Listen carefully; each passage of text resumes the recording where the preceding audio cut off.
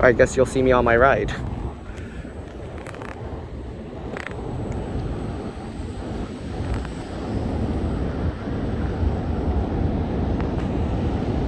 Alright, so my wheels, tires inflated quite a bit compared to usual. You guys are going to get a lot of wind noise because I can't really hold my microphones right now like I usually do.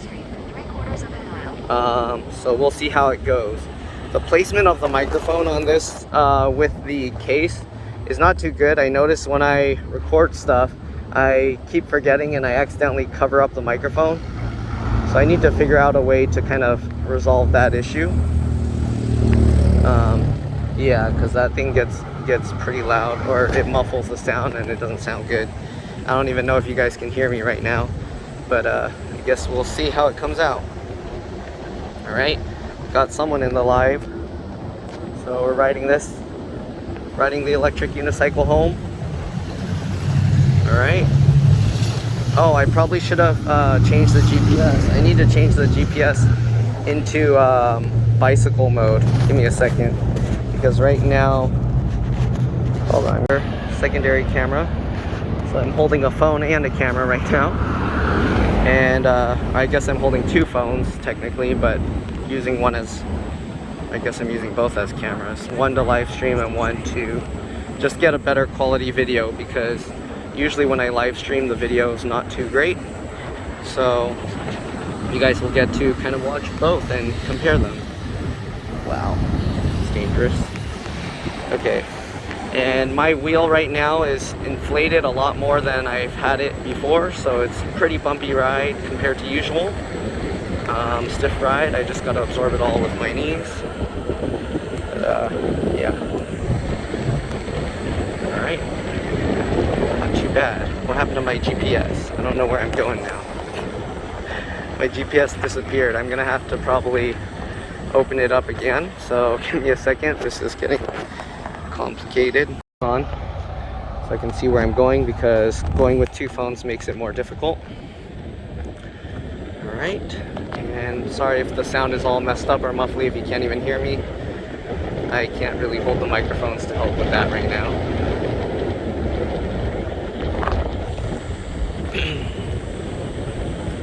Alright, so this is probably going to be about a 30-minute or so ride. We're going to have to be turning left soon, so make sure no cars are coming. Hello. Hi, Marcelo. I haven't done one of these EUC rides in a long time.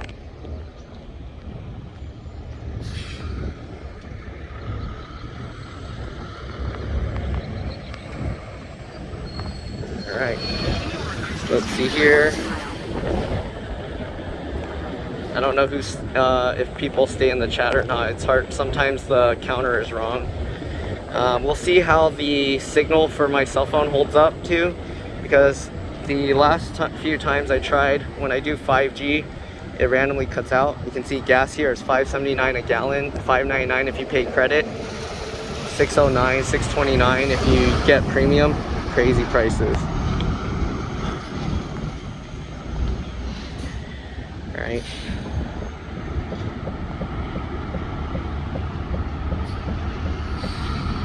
Okay.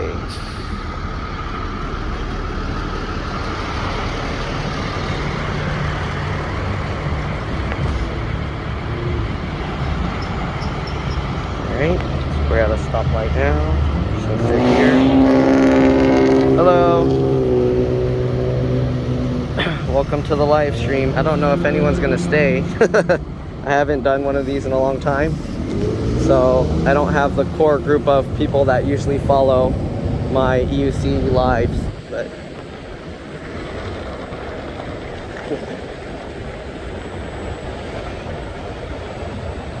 hi, Kenny. Yeah, gas prices are going to keep going up and up. So luckily I replaced my car with my old car because someone stole my catalytic converter. I replaced my car with a Model Y, Tesla Model Y, and now I'm riding this. All right. Oh, I better hurry up. Yeah, so I got my replacement to beat out the gas price increases. But I don't know what's gonna happen with everyone else. That my uncle, so he recently got a car, but he got a gas car, and I was like, that's gonna hurt real soon when the gas prices are slowly going up. It's gonna end up like $7 a gallon, and then that's not gonna be fun. Yeah. How's your day? I don't know if you're still in the chat or not, but if you are.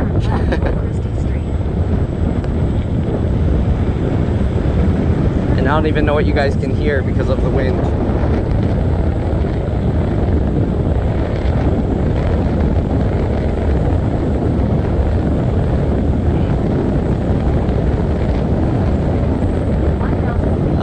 I really like Tesla. They're really fast. They're all electric. They're quiet.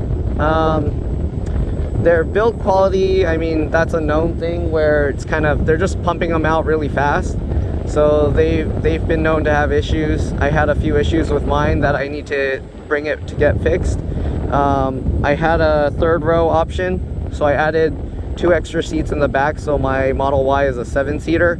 Those 2 seats are for like, oh, it's telling me to U-turn now. What is this? Okay, so, yeah, for build quality, they do run into quite a bit of issues. So, my car, the only 2 issues I really had that are really anything are the 2 seats in the back. One is really hard to fold down, and the other one, the electric unlock doesn't work right. The electric unlock doesn't work right. And then the other thing is the tail light next to the charge port. They kind of tightened it to where it's too far in on one side. But none of those are really well, the chair one is kind of a big issue, especially if you wanted to use the trunk for folding it flat. But the tail light thing, it's not that big of an issue, and it's not too noticeable unless you're actually looking for some problem. But I'm a little worried because it sticks out a tiny bit to where I feel like somebody's clothes might get caught on it, and it might break part of the sharp point, the trim out, or not the trim, but part of the light. I probably could repair it myself, but it's in warranty, and I'd rather give it to them to fix it, because if they work on it and they damage something else, then that's on them. So usually if things are in warranty, even though I know how to fix it, unless it's something super quick, simple that I know is not going to have any problems, then I would just let the warranty handle it, because yeah, it's not worth risking causing more damage. Like if I were to try and mess with the rear seats, and I pull something out, I don't want to like end up scraping it on the car or damaging something, and then that's my fault, and Tesla's not going to cover that. So you can take it to, there's places that can fix them, but the problem is it's just like everything else. If the product is too new and people don't understand how it works or how it fits together, then yeah, you don't want to bring it to a mechanic that's kind of just learning, unless you're okay with the risk of them potentially damaging stuff. So yeah, like for me, it's kind of tough, like, because that's basically my job, is working on computers, and there's so many different models computers, it's impossible to have experience with every single model. So with cars, I guess it's the same thing, but more popular models you'll have more experience on, of course. So it just takes the first few people to allow you to work on it. And same thing goes with cars. Mechanics can work on the Teslas as well.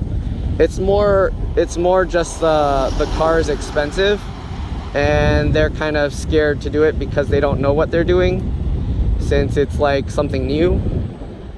So yeah, it really depends. You can actually take it to mechanics, and if they want, they can try it.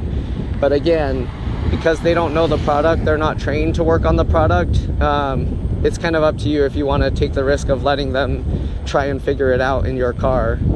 And that goes with everything. Like if you get a completely brand new car that mechanics haven't worked on before, they wouldn't just magically know what to do. I mean, they'll have an idea because usually cars are similar.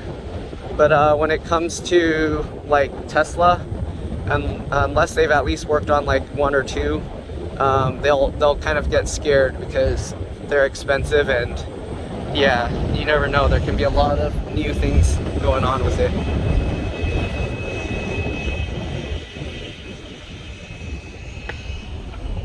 Yeah, and that's kind of why serialized parts.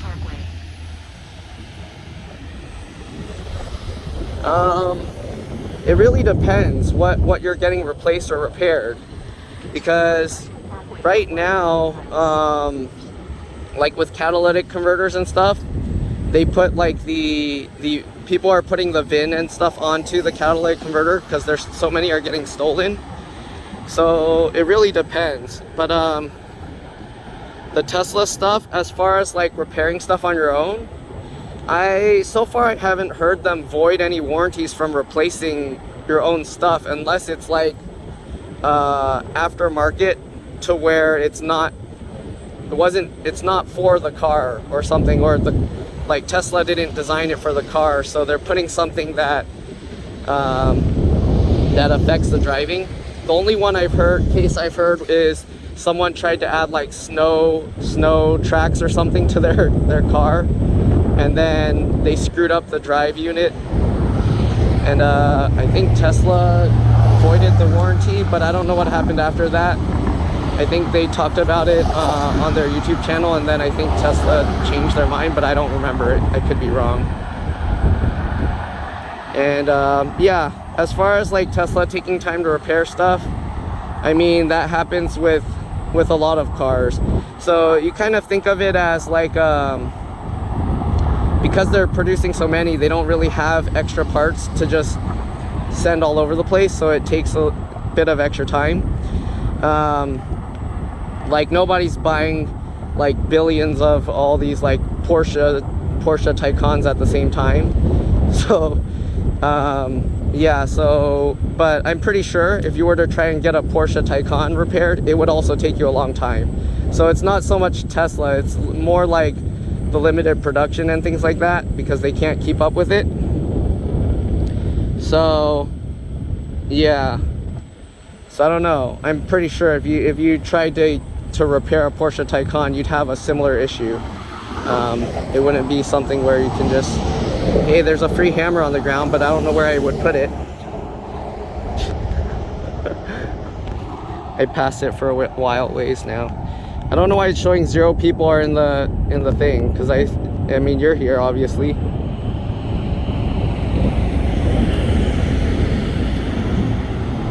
There's a free hammer here if I want it.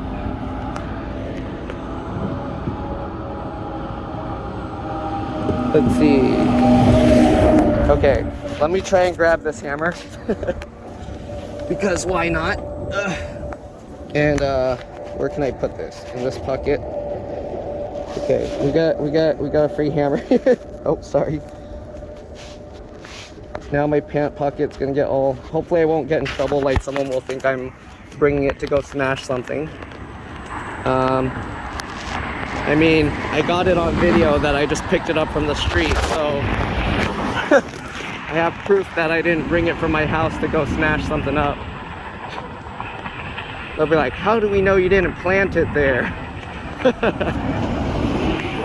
Okay, I don't know how my sound is on my other phone. I'm like covering the microphones 100% now.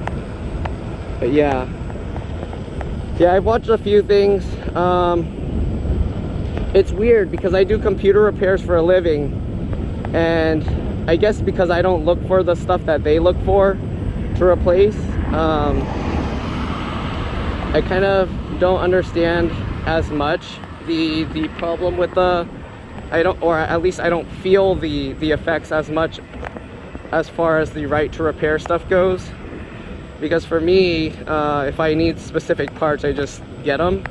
The only thing that might change for me with right to repair is maybe the parts will be cheaper and they'll be like genuine parts.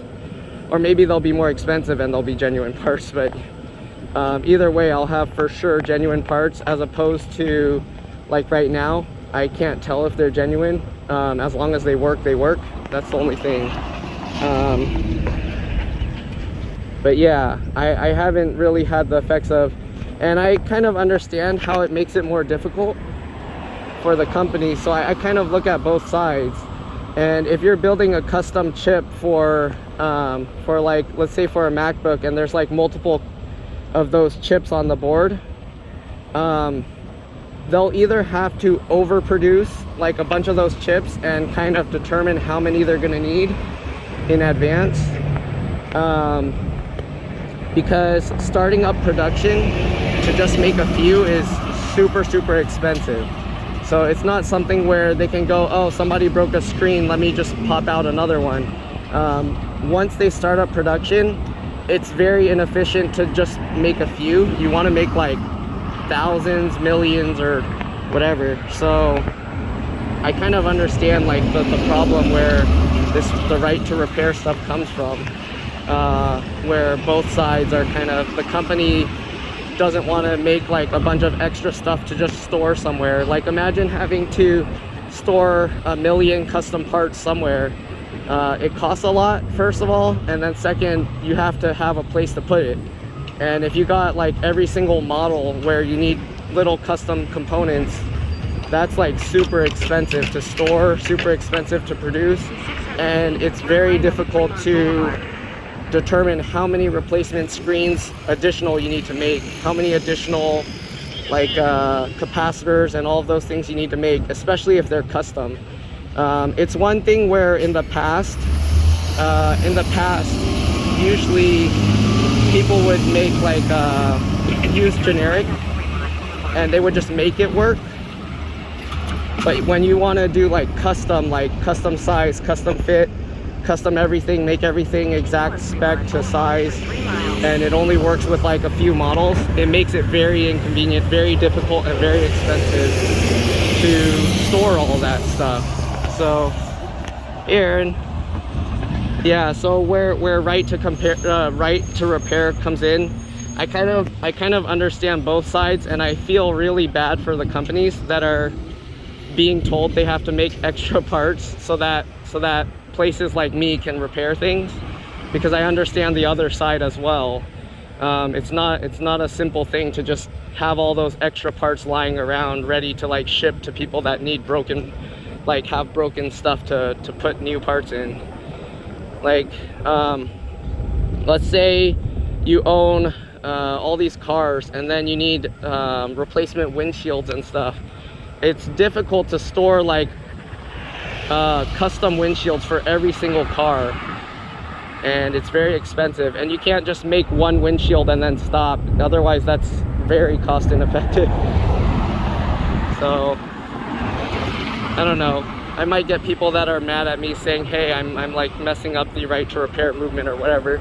I mean, it's nice to be able to repair stuff, not have to throw it away, but at the same time, you got to think of like how it works in the whole system, like who it's affecting, how it's affecting them, and all of that, not just on your own side. And yeah, so at least that's my opinion on it. I don't know, everyone has different opinions. Everybody is entitled to their own opinions. Yeah, for me, that's kind of how I feel about it. I'm okay with it if people really want it and they're pushing for it.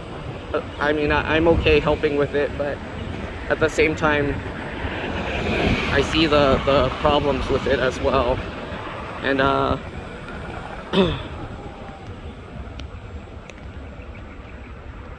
oh yeah, that's another one. So that one, they can, if they toss out that rule, like if the manufacturers really want to just make it, but I think one of the other issues is they're kind of worried, like let's say the manufacturers start giving out those BIOS chips, right? And they say, oh yeah, don't worry, we got these BIOS chips, we'll give them to you. Then all of a sudden it becomes a lot easier for people to bring in those like BIOS locked Macs and then they just start wiping out the the firmware passwords by replacing that chip. So yeah, cars, I mean, for cars, you can see like when you have a broken windshield or something, unless it's a very common model and it's not like super brand new to where they're not really or not super old, yeah, like if you were to try and get parts for the Tesla, the reason it takes so long,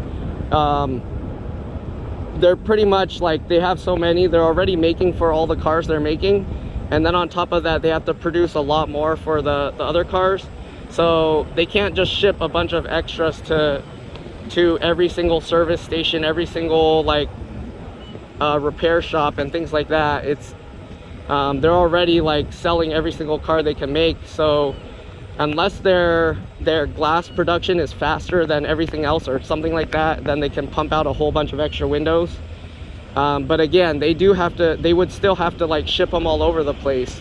And imagine, like, okay, it's easy if you have like one specific store or warehouse, you put them all in, but then if you need it like right away, I guess you can do really fast shipping, but it'll cost a lot if you're just shipping one windshield at a time. So people need to understand that when you mass produce, mass ship and all of that, it's much cheaper than, let's say, one person in the middle of like Utah or something, or wherever there aren't many Teslas, smashes their window, and then all of a sudden they need a replacement window, but Utah's not going to stock up on windows, so they're going to have someone ship one over. If you need it right away, like one day shipping, that's going to cost you like probably multiple $100s for that one windshield, and then you got to pay the cost of the windshield and the cost of the labor.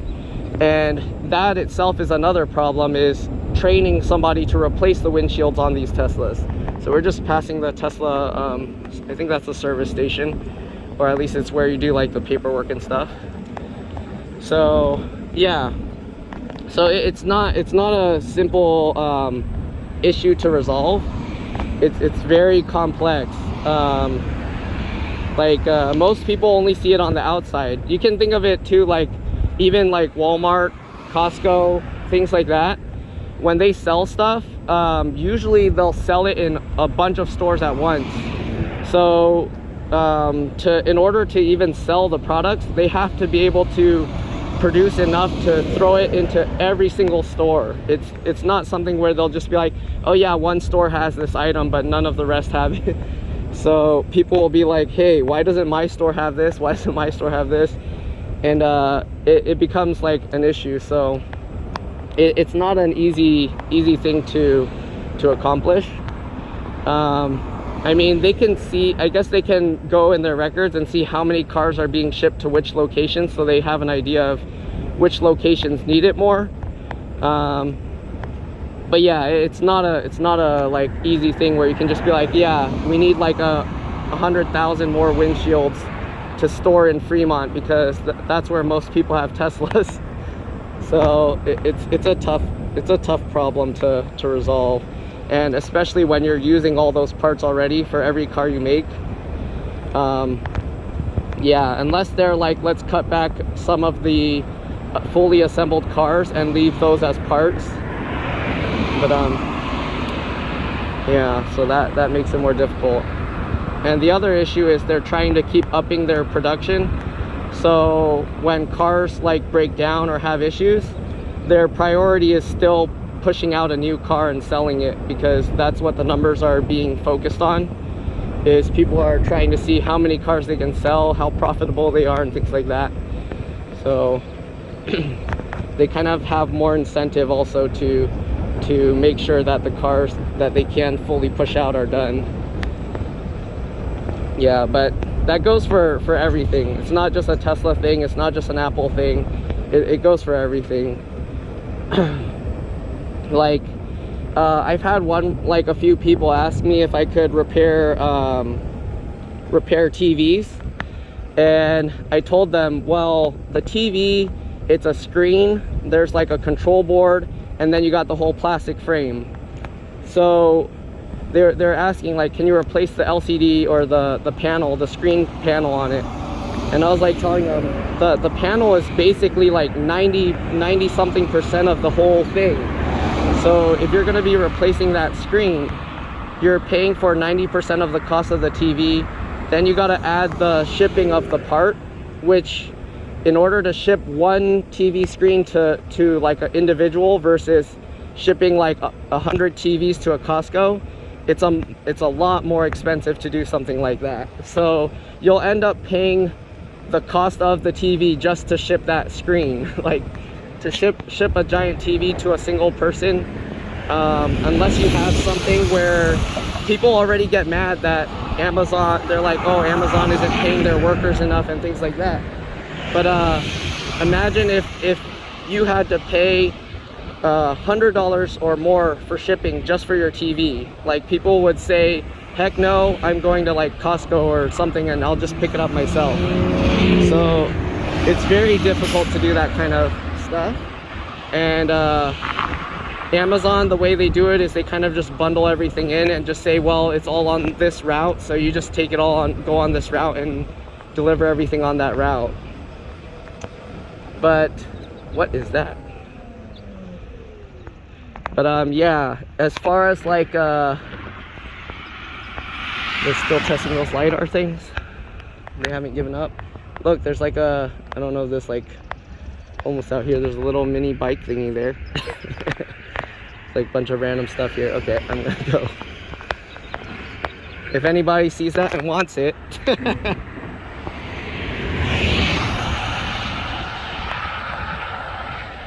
So that's one of the things where people say the cost benefit of owning like a Tesla and things like that, and they compare it to a cheap car or something like a Toyota Corolla or Prius or something.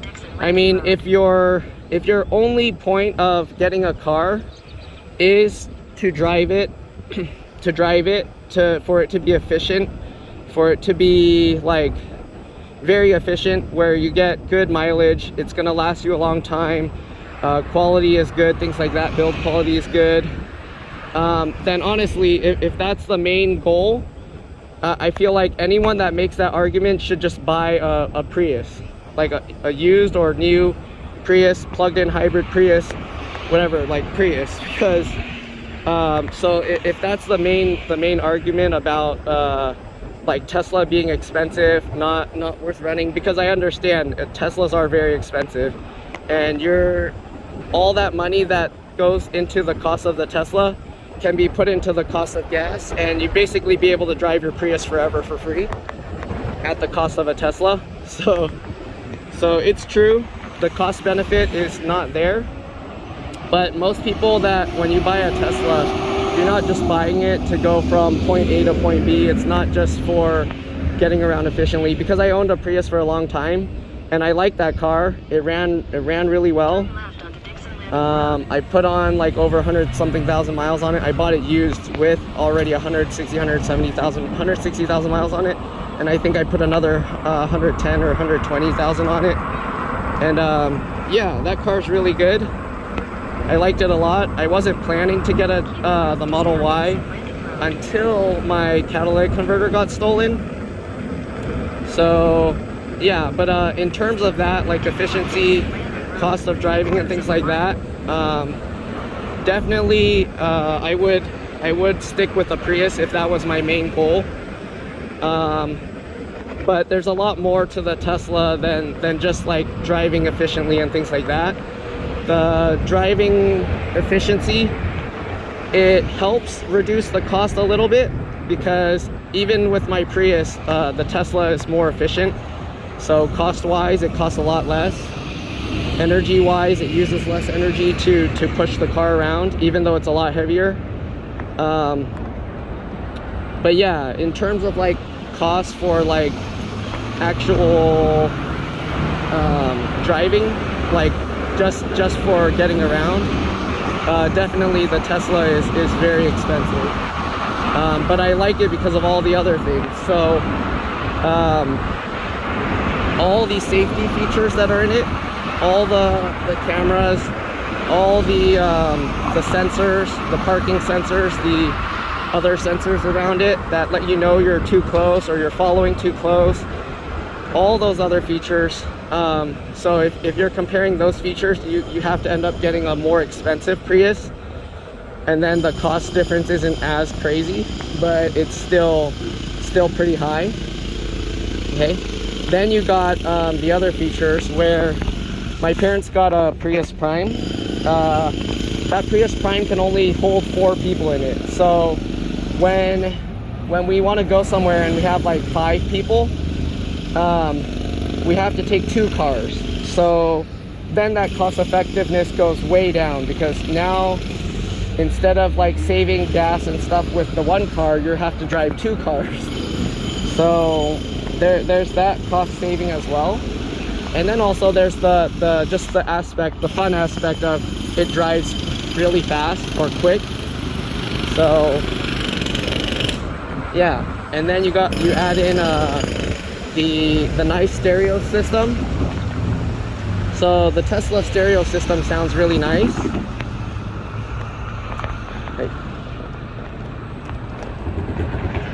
So it's kind of like a lot of things.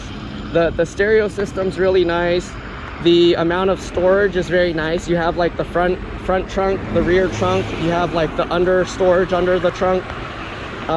In my case, with the 7-seat model, then I can carry a lot more people. It's almost never that we'll need to drive 2 cars anywhere. So if we need to go somewhere, oops, sorry, the connection died. So the Model Y, I actually picked it up last Wednesday, so I haven't actually had it that long. I don't know what went through because the connection died out, but yeah, so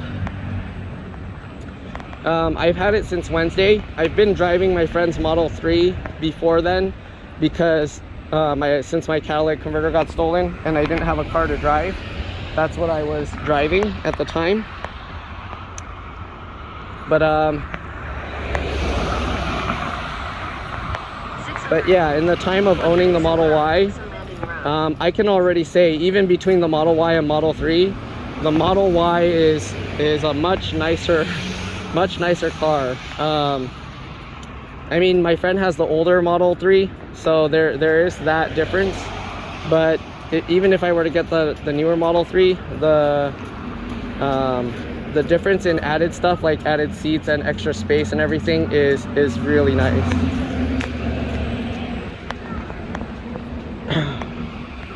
So yeah, there's kind of a lot of nice things that you get that you don't really get with other cars. I mean, you can also get like a minivan or something, and then you get to like replace those other features, because all the new cars have all those sensors and stuff. They don't have the full self-driving stuff or the autopilot. They do have like the lane keep assist and things like that, but that's a different feature, and Tesla actually gives you that for free. The full self-driving is an additional, they keep changing the price. Right now it's like an additional $12,000, so that's like adding the cost of like half a new car to the car so that it can drive itself. But for me, I see the benefit of that in the long run, or even the short run. If I go on a long trip, that the full self-driving thing, it does make it a lot less stressful to drive. One of my favorite features of having that self-driving package is if you're at a stoplight and the light turns green, it'll actually alert you to tell you that the light turned green. So you don't really have to worry if for some reason you're looking down or looking away. It'll stop a lot of people from just sitting at the green light and blocking the way. So yeah.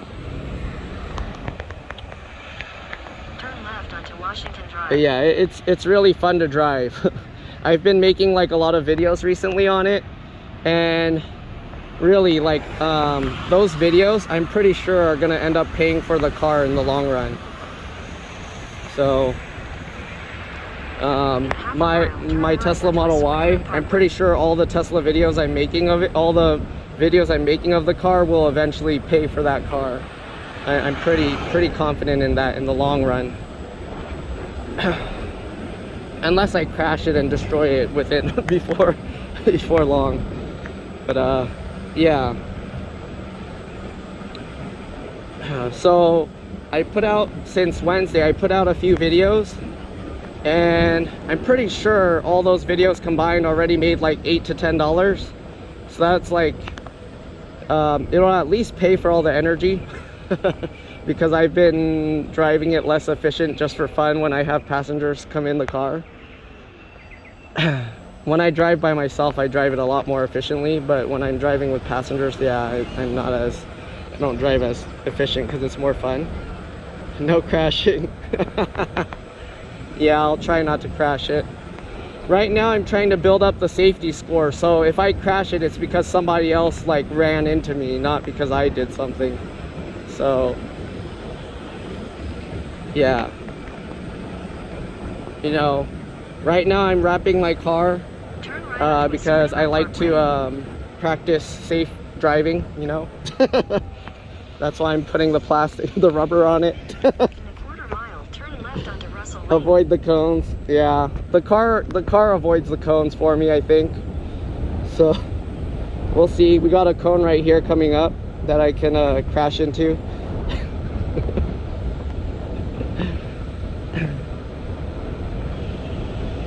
But yeah, so we'll see. We'll see if I drive or ride my wheel around a bit more. But driving the car has been like really fun, so I don't know. We'll see. Maybe I'll go on some more group rides, but it depends on my work schedule and everything, because I've been getting like work packed up, and right now I'm neglecting a few computers that I need to get to. So we'll see how it goes.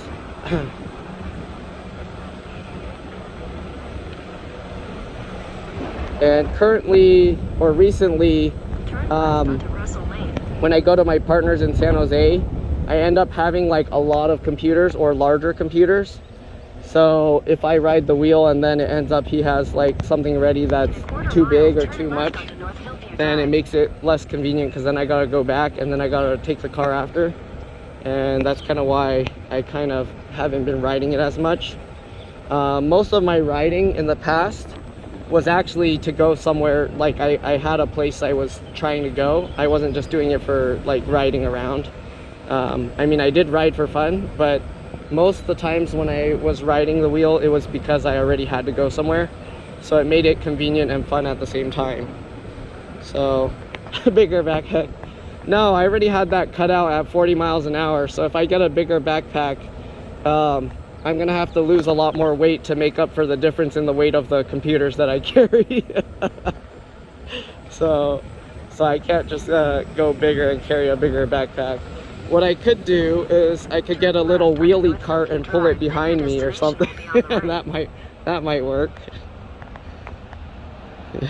Get a bigger wheel and a bigger backpack. I need a compartment that I can put the stuff in and roll it behind, so it's not using the wheel's motor to balance it out. Anyways, I'm home. Probably should get to work. If you want, if this stream is all jittery, I'm gonna be uploading the actual recording in a bit, and then you can watch that, where basically it's a live stream but much clearer. The camera position is probably going to be a little different, because depending on how I held the camera, it might have wobbled around. But yeah, so got this done and we're here.